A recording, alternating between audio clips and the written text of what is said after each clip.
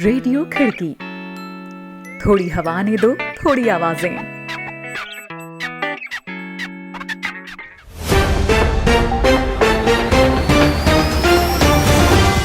आज है 27 अगस्त दिन गुरुवार। खिड़की इंटरनेशनल बुलेटिन में अभिवादन स्वीकार करें प्रीति नाहर का। एक नजर कार्यक्रम की खास खबरों पर। ब्लैक लाइव्स मैटर आंदोलन का फिर उभार। पुलिस की गोली से बुरी तरह घायल हुए जैकब ब्लैक के लिए न्याय की मांग उठा रहे आंदोलन हुए हिंसक। I am my brother's keeper.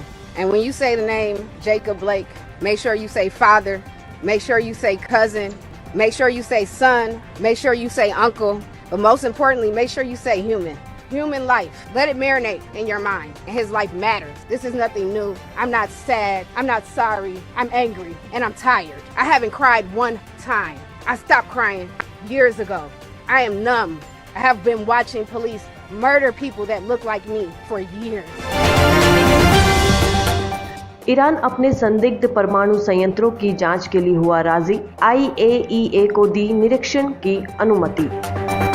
Afghanistan में बाढ़ का कहर, 100 से अधिक लोगों की मौत, कई लापता। रहेंगी दुनिया भर की और भी अहम खबरें, तो बने रहें बुलेटिन में प्रीति नाहर के साथ।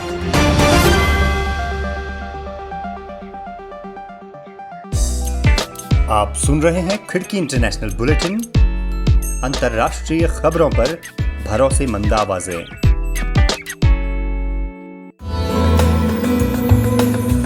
आइए शुरुआत करते हैं आज की पहली खबर से। जॉर्ज फ्लॉयड की पुलिस हिरासत में हुई मौत के बाद महीनों तक चले जबरदस्त ब्लैक लाइव्स मैटर आंदोलन के बीच ही एक और वाकये ने अमेरिका को झकझोर दिया है। विस्कॉन्सिन प्रांत के केनोशा शहर में काले व्यक्ति जैकब ब्लैक के पुलिस की गोली से बुरी तरह घायल होने के बाद फिर प्रदर्शन और हिंसा भड़क गई है। हिंसक विरोध प्रदर्शन के बीच गोलीबारी की घटनाएं हुई, जिसमें 2 लोगों की मौत हो गई है और एक गंभीर रूप से जख्मी है। एक रिपोर्ट सुनिए शादाब हसन खान से। अमेरिका में विस्कॉन्सिन प्रांत के केनोशा शहर में पुलिस के एक काले व्यक्ति जैकब ब्लेक को गोली मारे जाने की घटना के बाद शहर में तीसरी रात भी अशांति का माहौल रहा। इस दौरान गोली लगने से 2 लोगों की मौत हो गई और एक व्यक्ति गंभीर रूप से घायल हो गया। केनोशा पुलिस के लेफ्टिनेंट जोसेफ नोसालिक ने बताया कि विरोध प्रदर्शन करने वाले क्षेत्र में मंगलवार रात 11:15 बजे गोलीबारी हुई। यह घटना उस वक्त हुई जब पुलिसकर्मी प्रदर्शनकारियों को तितर-बितर करने की कोशिश कर रहे थे। केनोशा काउंटी के शेरिफ डेविड बेथ ने बताया कि एक व्यक्ति के माथे में गोली लगी, जबकि एक को सीने में। घायल व्यक्ति की हालत गंभीर है। रात में हथियार से लैस लोगों को घूमते हुए देखा गया, लेकिन यह नहीं पता कि क्या गोलीबारी करने वाले लोग उसी समूह के थे। कानूनी टीम गोलीबारी की घटना को लेकर पुलिस विभाग के खिलाफ एक मुकदमा दर्ज कराने पर विचार कर रही है। पुलिस ने इस बारे में अभी बताया नहीं है कि उस दिन क्या हुआ था, सिवाय इसके कि घरेलू विवाद के बारे में सूचना पाकर वे वहां पहुंचे थे। घटना में शामिल पुलिसकर्मियों के नाम उजागर नहीं किए गए हैं। विस्कॉन्सिन न्याय विभाग मामले की जांच कर रहा है। प्रदर्शनकारियों का एक समूह मंगलवार को अदालत के आसपास लगाए गए अवरोधक की तरफ आया और उसे हटाने लगा। प्रदर्शनकारियों ने इस अवरोधक पर बोतलें और पटाखे भी फेंके, जिसके बाद अवरोधक के पीछे खड़े पुलिसकर्मी आगे बढ़ने लगे। पुलिस की बख्तरबंद गाड़ियां आगे बढ़ीं और भीड़ पर आंसू गैस के गोले दागे गए। पुलिस ने प्रदर्शनकारियों को हटने को कहा, लेकिन प्रदर्शनकारियों ने काले लोगों का जीवन मायने रखता है के नारे लगाए। इसके बाद पुलिस ने रबड़ की गोलियां चलाईं। विस्कॉन्सिन के गवर्नर टोनी एवर्स ने शांति की अपील की और इमरजेंसी की घोषणा की। इसके तहत केनोशा में नेशनल गार्ड की तैनाती भी 125 से बढ़ाकर 250 कर दी गई है। केनोशा में मंगलवार को सैकड़ों लोगों ने कर्फ्यू का उल्लंघन किया।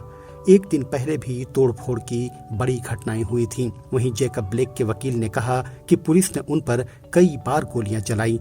केनोशा में रविवार को जैकब ब्लेक को पुलिस ने गोली मार दी थी। घटना के वक्त उनके 3 बच्चे भी वहां मौजूद थे। इस घटना के बाद कई शहरों में नए सिरे से प्रदर्शन शुरू हो गए।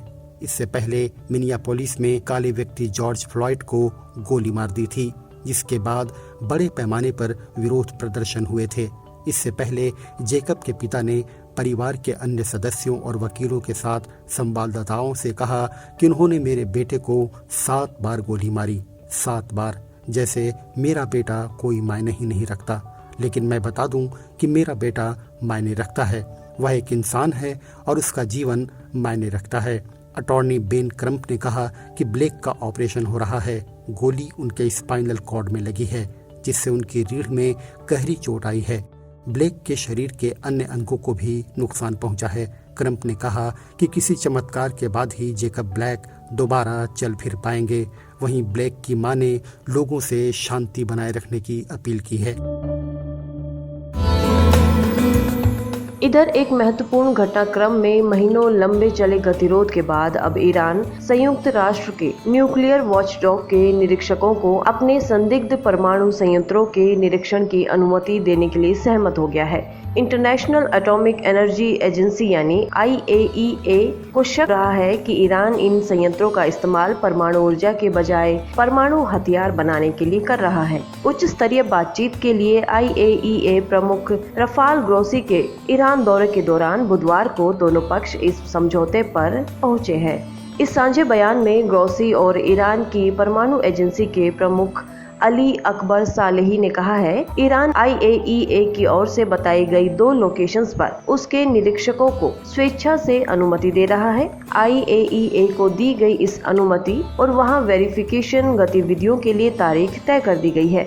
इसके बदले में एजेंसी ने कहा है कि इस मामले को लेकर आगे अब वह कोई सवाल नहीं पूछेगी। एजेंसी ने एक बयान में कहा, IAEA की ओर से अपनी वेरिफिकेशन गतिविधियों को पूरा करने के लिए स्वतंत्रता, निष्पक्षता और प्रोफेशनलिज्म की जो भी अनिवार्यताएं हैं उन्हें दोनों पक्षों ने स्वीकारा है।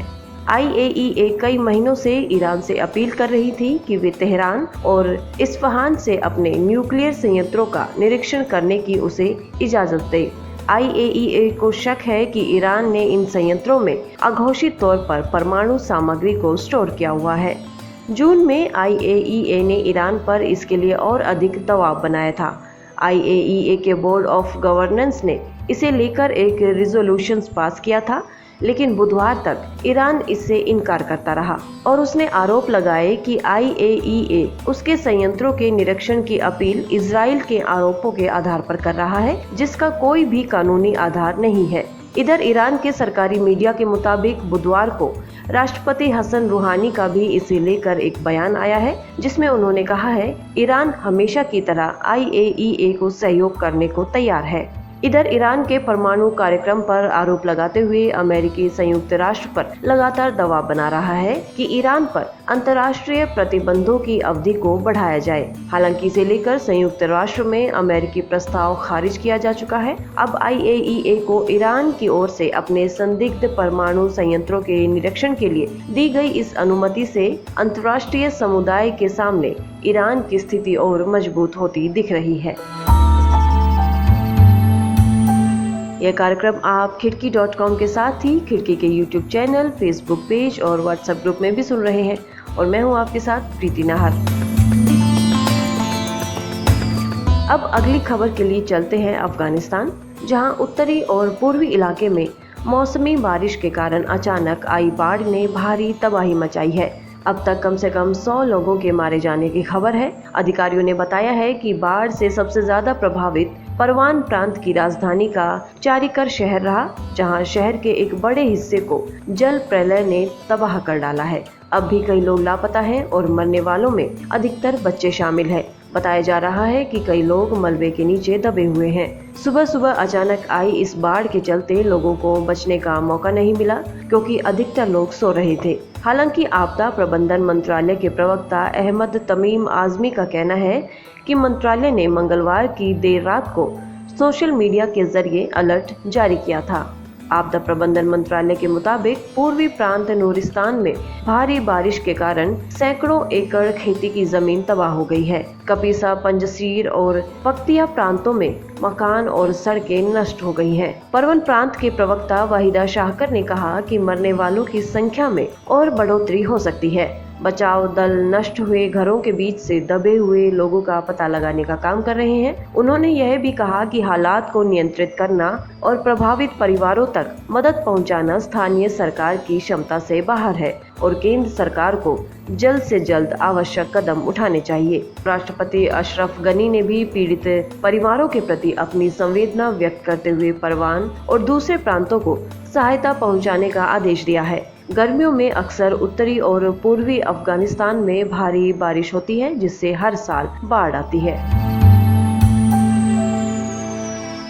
इजराइल ने कहा है कि बुधवार को उसने लेबनान में हिजबुल्लाह की निगरानी पोस्टों पर हवाई हमले किए हैं। उसने कहा कि यह एक जवाबी कार्यवाही के तौर पर किया गया है, जबकि मंगलवार को उसकी टुकड़ियों पर सीमा पार से गोलीबारी की गई थी। इससे पहले देश की सेना ने कहा था कि दोनों देशों के बीच संयुक्त राष्ट्र की ओर से निर्धारित किए गए ब्लू लाइन बॉर्डर के पास मनारा और आसपास की जगहों में सुरक्षा संबंधी मामले उभर कर सामने आए हैं। इजरायली सेना ने ट्विटर पर लिखा, बीती रात उत्तरी इजराइल में लेबनान की ओर से IDF की टुकड़ियों पर गोलियां दागी गई। आगे लिखा गया है, हमने भी गोलीबारी का जवाब दिया है और हमारे एयरक्राफ्ट ने सीमा पर हिजबुल्लाह की निगरानी पोस्ट को उड़ा दिया है। यह एक गंभीर घटनाक्रम है और हमारी सीमा पर किसी भी हमले की स्थिति से निपटने के लिए तैयार है। हालांकि सेना ने बताया है कि कोई भी इजरायली सैनिक इस हमले में घायल नहीं हुआ है। अब तक इस पर हिजबुल्लाह की ओर से कोई प्रतिक्रिया नहीं आई है।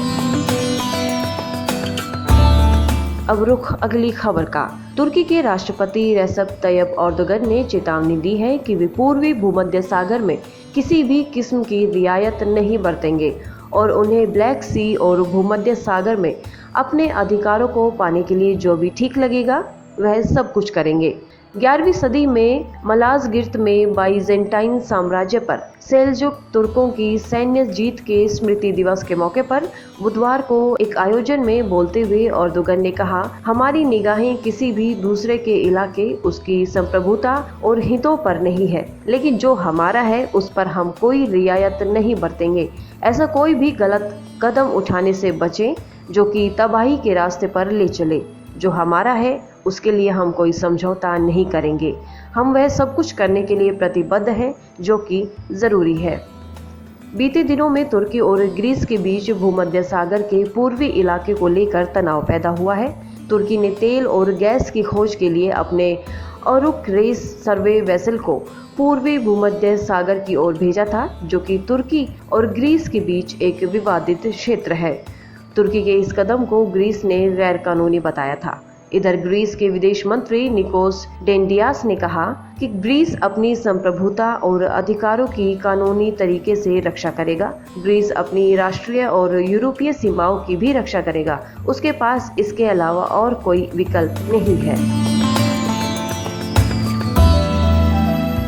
अब एक नजर दुनिया भर में कोरोना संक्रमण पर। worldometers.info की वेबसाइट के अनुसार दुनिया भर में कोरोना संक्रमण की तादाद 2,43,32,275 पहुंच गई है। अब तक कुल मौतों का आंकड़ा 8,29,665 दर्ज किया गया है और 1,68,73,305 लोगों को सुरक्षित बचाया जा सका है। यहाँ बताए गए सभी आंकड़े worldometers.info से लिए गए हैं। तो दोस्तों, आज का यह इंटरनेशनल न्यूज़ बुलेटिन आपको कैसा लगा, इस बारे में ज़रूर कमेंट करें। आप जिस भी प्लेटफॉर्म पर खिड़की को सुन रहे हैं, लाइक और शेयर करना ना भूलें।